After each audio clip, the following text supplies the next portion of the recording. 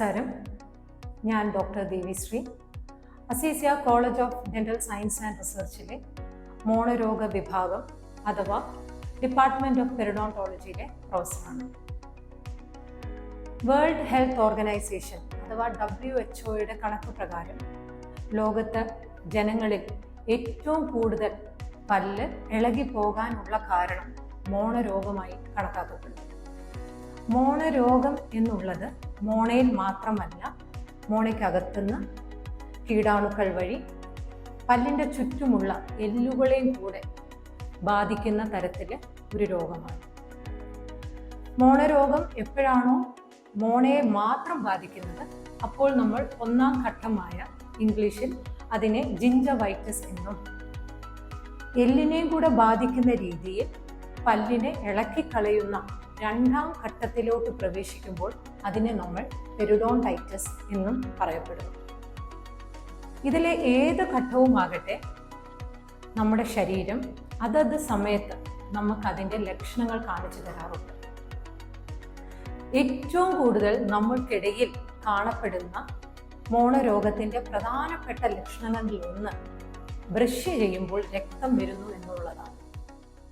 കട്ടിയുള്ള ഭക്ഷണങ്ങൾ, അതായത് ആപ്പിൾ, പേരയ്ക്ക മുതലായ ഭക്ഷണങ്ങളിൽ നമ്മൾ കടിക്കുമ്പോൾ അതിലുണ്ടാകുന്ന രക്തത്തിൻ്റെ പാടുകൾ, ഇതെല്ലാം തന്നെ മോണ ബലം കുറഞ്ഞു തുടങ്ങി എന്നുള്ളതിൻ്റെ പ്രധാനപ്പെട്ട പ്രാഥമിക നിഗമനമാണ്. അതുകൂടാതെ തന്നെ നമുക്ക് വായുനാറ്റം അനുഭവപ്പെടുക, പല്ലിൻ്റെ ഇടകളിൽ വിടവ് വരിക, അതിൻ്റെ അകലം കൂടി പല്ല് വിടർന്ന് വരുന്നതായി തോന്നുക, പല്ലിന് നീളം കൂടി എന്ന് തോന്നുക, അതുവഴി മോണ വിട്ടുപോവുക, പല്ലിന് പുളിപ്പ് അനുഭവപ്പെടുക, പ്രത്യേകിച്ചും പിറകിൽ വശത്തെ പല്ലുകളുടെ ഇടയിൽ ഭക്ഷണസാധനം കുടുങ്ങുകയും അത് എടുത്തു കളയാൻ നമ്മൾ നന്നായി ബുദ്ധിമുട്ടുകയും ചെയ്യുന്ന അവസ്ഥകൾ, ഇതെല്ലാം തന്നെ ഓരോ ഘട്ടത്തിലെ മോണരോഗത്തിന് നമുക്ക് തരുന്ന ശരീരത്തിൻ്റെ ലക്ഷണങ്ങളാണ്. മോണരോഗം പ്രധാനമായും കാണുന്നത് രണ്ടു നേരം പല്ല് തേച്ച് വൃത്തിയായി സൂക്ഷിക്കാത്തവരിലാണ്. ഭക്ഷണ സാധനങ്ങൾ അടിഞ്ഞുകൂടുകയും ഈ ഭക്ഷണ സാധനങ്ങൾ പിന്നീട് കീടാണുക്കളായി മാറുകയും അത് മോണ വഴി പല്ലിൻ്റെ ചുറ്റുമുള്ള എല്ലുകളിൽ എത്തുകയും ആ എല്ലുകളിന് ബലക്ഷയം സംഭവിക്കുകയും ചെയ്യും. എന്നാൽ രണ്ടു നേരം പല്ല് തേക്കുന്നവരിൽ നമുക്ക് മോണരോഗം കാണപ്പെടും. പ്രധാനമായും പ്രമേഹ രോഗമുള്ളവരിൽ ഒരു 90% ആളുകളിലും ഞാൻ മേൽ പറഞ്ഞ മോണരോഗത്തിൻ്റെ ഏതെങ്കിലുമൊക്കെ ലക്ഷണങ്ങൾ കാണാറുണ്ട്. പ്രധാനമായും മോണയിൽ വരുന്ന പഴുപ്പുകൾ. ഇതുകൂടാതെ നമുക്ക് ഹോർമോണിൻ്റെ വ്യതിയാനങ്ങൾ കാരണം, നമ്മുടെ ശരീരത്തിൻ്റെ രോഗപ്രതിരോധ ശേഷി കുറവ് കാരണം, വൈറ്റമിൻ്റെ ഡെഫിഷ്യൻസി കാരണം, പ്രഷറിൻ്റെ ഗുളിക കഴിക്കുന്നവർ, സൈക്ലോസ്പോർ പോലുള്ള ഗുളികകൾ കഴിക്കുന്നവരിൽ, പുകവലിക്കുന്നവരിൽ, ഇവരിലെല്ലാം തന്നെ നമുക്ക് മോണരോഗത്തിൻ്റെ ലക്ഷണങ്ങൾ കാണാറുണ്ട്. ഈ കാലഘട്ടത്തിൽ മോണരോഗത്തിൻ്റെ ഏത് ഘട്ടവും, അതായത് മോണയിൽ മാത്രം പഴുപ്പുള്ളപ്പോഴോ അല്ല എല്ലിന് തേയ്മാനം സംഭവിക്കുകയോ ചെയ്യുന്ന സമയത്താകട്ടെ, നമുക്ക് അതിൻ്റേതായ ചികിത്സാ സംവിധാനങ്ങൾ ഡെന്റൽ ക്ലിനിക്കുകളിൽ ലഭ്യമാണ്.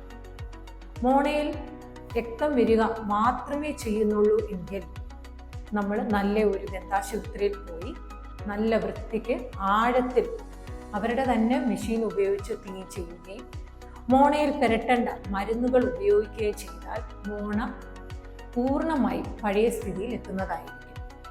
എന്നാൽ നമുക്ക് പിന്നീട് തോന്നുന്ന ലക്ഷണങ്ങളായ പല്ലുകൾ ആടുക, പല്ലിൻ്റെ വിടവുകൾ കൂടി വരിക, ഭക്ഷണ സാധനങ്ങൾ എപ്പോഴും കഴിച്ചു കഴിയുമ്പോൾ പല്ലിൻ്റെ ഇടയിൽ കുടുങ്ങുക, വായ്നാറ്റം, ഇതിനെല്ലാം തന്നെ നമ്മൾ ഒരു മോണരോഗ വിദഗ്ധരെ കാണുകയും അവരുടെ നിർദ്ദേശപ്രകാരം നമ്മൾ ഒരു എക്സ്റേ എടുത്ത് നോക്കുകയും ചെയ്യുക.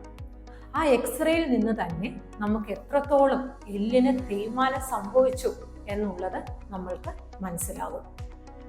അതനുസരിച്ച് എല്ലിൻ്റെ തേയ്മാനം കൂടുതലുള്ള സ്ഥലങ്ങളിലെല്ലാം തന്നെ മോണ തുറന്ന് അതിൻ്റെ അകം വൃത്തിയായി ക്ലീൻ ചെയ്തതിന് ശേഷം എല്ലിൻ്റെ പൊടിയോ നമ്മുടെ തന്നെ രക്തത്തിൽ നിന്നും എടുക്കാവുന്ന ആധുനിക ചികിത്സാ രീതികളായ PRF, PRP തുടങ്ങിയ ഗ്രാഫ്റ്റിംഗ് സമ്പ്രദായങ്ങൾ ഉപയോഗിച്ച് 100% നമ്മളും കൂടെ വൃത്തിക്ക് സൂക്ഷിച്ചാൽ ഈ മോണരോഗം പൂർണ്ണമായി 1 കൊല്ലത്തിനുള്ളിൽ നമുക്ക് ഈ എല്ലുകളെല്ലാം തിരിച്ചു കൊണ്ടുവരാൻ സാധിക്കും. മോണരോഗത്തിൻ്റെ പ്രധാനപ്പെട്ട ഒരു ദൂഷ്യം എന്തെന്നാൽ അതിനൊരു വേദന ഇല്ല എന്നുള്ളതാണ്. വേദന ഇല്ല എന്ന് കരുതി നമ്മൾ ചികിത്സ നീട്ടിക്കൊണ്ടുപോയാൽ ഉണ്ടാകുന്ന പ്രധാന ബുദ്ധിമുട്ട് പല്ലുകൾ ആടിപ്പോകും എന്നുള്ളതാണ്. അതുകൂടാതെ തന്നെ മോണയിലും ഈ എല്ലിലും ഉള്ള കീടാണുക്കൾ രക്തക്കുഴലുകൾ വഴി ഹൃദയത്തിലെത്തുകയും ഹൃദയാഘാതം, സ്ട്രോക്ക് മുതലായ അസുഖങ്ങൾ നമുക്കുണ്ടാവുകയും ചെയ്യും. അതേപോലെ ഗർഭിണിയായ സ്ത്രീകളിൽ, മോണരോഗമുള്ളവരിൽ രക്തക്കുഴൽ വഴി ഈ കീടാണുക്കൾ പ്ലാസന്റയിലെത്തുകയും തൂക്കക്കുറവുള്ള കുഞ്ഞുങ്ങൾ ജനിക്കാൻ വളരെയധികം കാരണമാകുന്നു. വേദന ഇല്ലാന്ന് കരുതി മോണരോഗം നമ്മൾ ശരിയായ സമയത്ത് ചെയ്തില്ല എങ്കിൽ നമ്മുടെ മറ്റ് ശരീരഭാഗങ്ങളിലും ഈ കീടാണുക്കൾ ഞാൻ പറഞ്ഞതുപോലെ എത്തുകയും നമുക്ക് മറ്റു രോഗങ്ങൾ, പ്രമേഹം പോലത്തുള്ളവ കുറയാതെ നിൽക്കുകയും ചെയ്യും. ഞാൻ മേൽപ്പറഞ്ഞ ലക്ഷണങ്ങൾ ഉള്ളപ്പോൾ എത്രയും വേഗം ഒരു ദന്താശുപത്രിയിലോ ഒരു മോണരോഗ വിദഗ്ധരെയോ കണ്ട് അവരുടെ നിർദ്ദേശം അനുസരിച്ച് ചികിത്സ തേടുക. നന്ദി, നമസ്കാരം.